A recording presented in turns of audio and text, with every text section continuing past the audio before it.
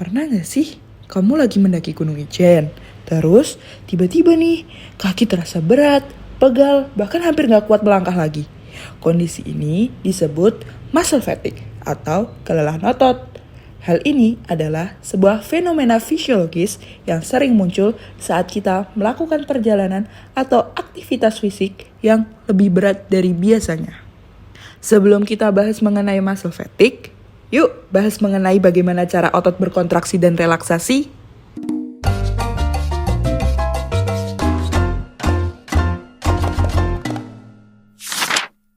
Otot di tubuh kita dibungkus oleh epimysium. Nah, di dalamnya terdapat vasikel yang dibungkus oleh perimysium.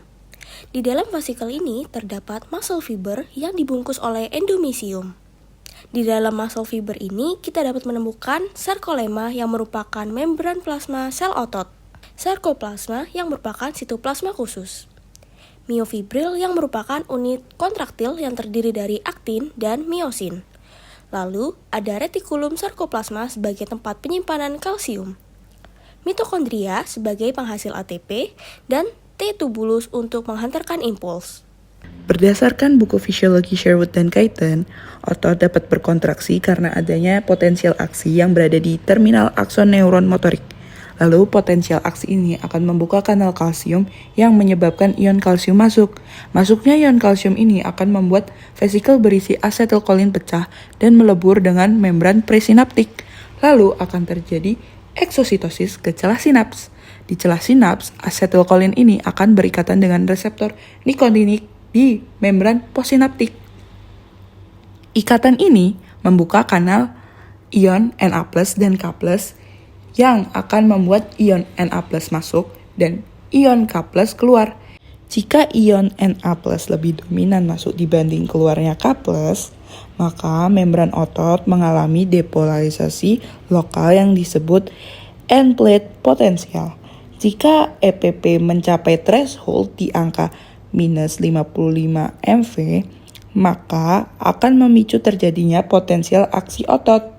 Setelah mencapai threshold, kanal natrium yang bersifat fast response ini akan membuka dengan cepat, sehingga terjadi lonjakan yang signifikan, dan kanal ini akan menutup dengan cepat saat potensial aksi berada di angka plus 30 MV. Proses ini dinamakan depolarisasi, dan potensial aksi ini akan menyebar ke sepanjang sarkolema dan akan masuk ke dalam tubulus T. Hal ini memicu pelepasan Ca2+ dari retikulum sarkoplasma. Lalu Ca2+ berikatan dengan troponin C. Hal ini menyebabkan troponin menggeser tropomyosin yang tadinya menutupi active site pada aktin. Aktif site pada aktin terbuka akan membuat kepala miosin yang sudah terikat ATP bisa menempel ke aktin. Lalu, ATP akan dihidrolisis sebagai energi yang digunakan untuk menarik filamen aktin ke garis M sarkomer yang dinamakan dengan power stroke. Pendekatan sarkomer ini disebut sebagai otot yang berkontraksi. Lepasnya ADP plus PI ini akan membuat kepala miosin kembali butuh ATP baru untuk melepaskan ikatan dan mengulang siklus ini.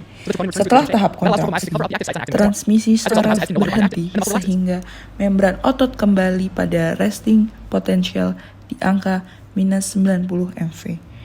Dengan melalui proses penutupan kanal Na+ pasca depolarisasi, pembukaan kanal K+ sehingga ion kalium keluar dan membuat membran kembali negatif atau repolarisasi. Kemudian tubulus T, kanal voltage gated, dan DHP reseptor kembali ke kondisi non-aktif. Lalu voltage gated Ca2+ channel di retikulum sarkoplasma tertutup dan menghentikan pelepasan Ca2+. Penurunan Ca2+ sitosol ini akan membuat serkapam aktif memompa Ca2+ kembali ke retikulum sarkoplasma. Nah, fatigue atau kelelahan yang terjadi itu disebabkan karena adanya akumulasi inorganik fosfat, kelelahan metabolik, kelelahan mekanik, kontraksi eksentrik cepat, penurunan performansi, dan overlap antara fatigue dengan damage. Fosfat yang menumpuk selama kontraksi otot mengganggu pelepasan dan reuptake kalsium oleh retikulum sarkoplasma, menurunkan sensitivitas terhadap kalsium, serta menurunkan gaya maksimal yang bisa dihasilkan otot. Kelelahan metabolik terjadi karena stres metabolik, seperti akumulasi inorganik fosfat yang menurunkan kinerja otot. Kelelahan mekanik atau mechanical fatigue terjadi akibat stres yang berulang secara mekanis, misalnya repetitive loading, dapat mengakibatkan perubahan struktural jika beban mencapai batas fatigue limit otot. Latihan eksentrik atau otot memanjang di bawah beban yang cepat dapat menjadi pemicu utama fatigue yang berbahaya, karena menyebabkan kerusakan mekanis pada elemen miofibril, memulai proses kelelahan dan kerusakan otot kontinu. Cedera otot di fase akhir kompetisi atau sesi latihan menandakan bahwa fatigue kronis meningkatkan kerentanan cedera. Prolonged force depression, enzim leakage seperti CK, dan respon inflamasi tidak hanya muncul saat fatigue, tetapi juga pada kondisi kerusakan otot yang membuktikan bahwa fatigue dan damage saling tumpang tindih. Nah, sekarang udah tahu kan apa yang terjadi sama otot kita kalau lagi kelelahan saat mendaki Gunung Ijen? Singkatnya, muscle fatigue adalah tanda batas adaptasi otot akibat beban berlebih.